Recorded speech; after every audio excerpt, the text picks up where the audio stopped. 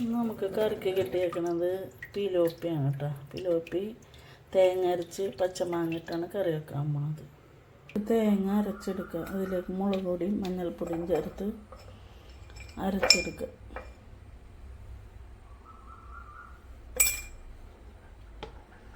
രണ്ട് table spoon മുളക് പൊടിയും 1 ടീസ്പൂൺ മഞ്ഞൾപ്പൊടിയും ചേർത്താണ് അരച്ചെടുക്കുക.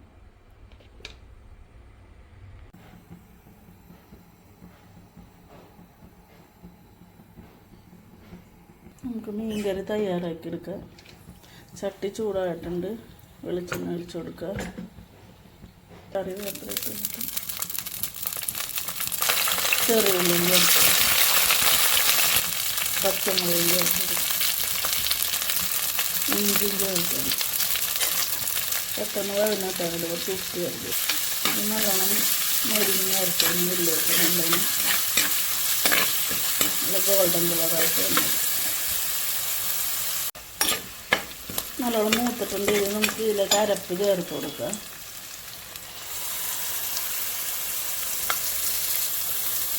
അരപ്പ് നല്ലോണം മൂക്കുന്നവരെ ഇളക്കി കൊടുക്കുക.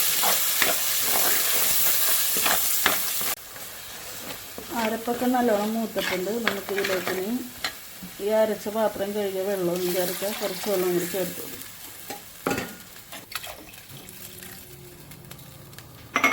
ഇതിലേക്ക് പച്ചമാങ്ങ ചേർത്ത് കൊടുക്കുക.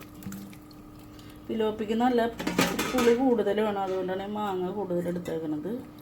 പിലോപ്പിക്ക് ഇച്ചിരി എരിവും പുളിയും നല്ലോണം വേണം. നല്ല കറിക്ക് ടേസ്റ്റ് ഉണ്ടാകും. ആവശ്യത്തിനുള്ള ഉപ്പും ചേർത്ത് കൊടുക്കും.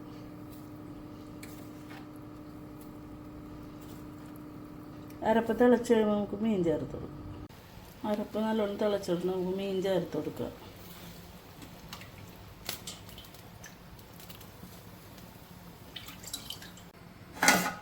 അടച്ച് വെച്ച് വേവിക്കാം.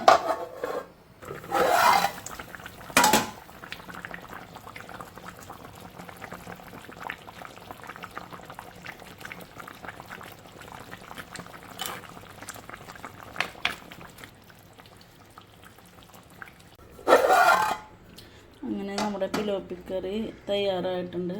എല്ലാവരും പിലോപ്പി കിട്ടണമെന്ന് തയ്യാറാക്കി നോക്കണേ.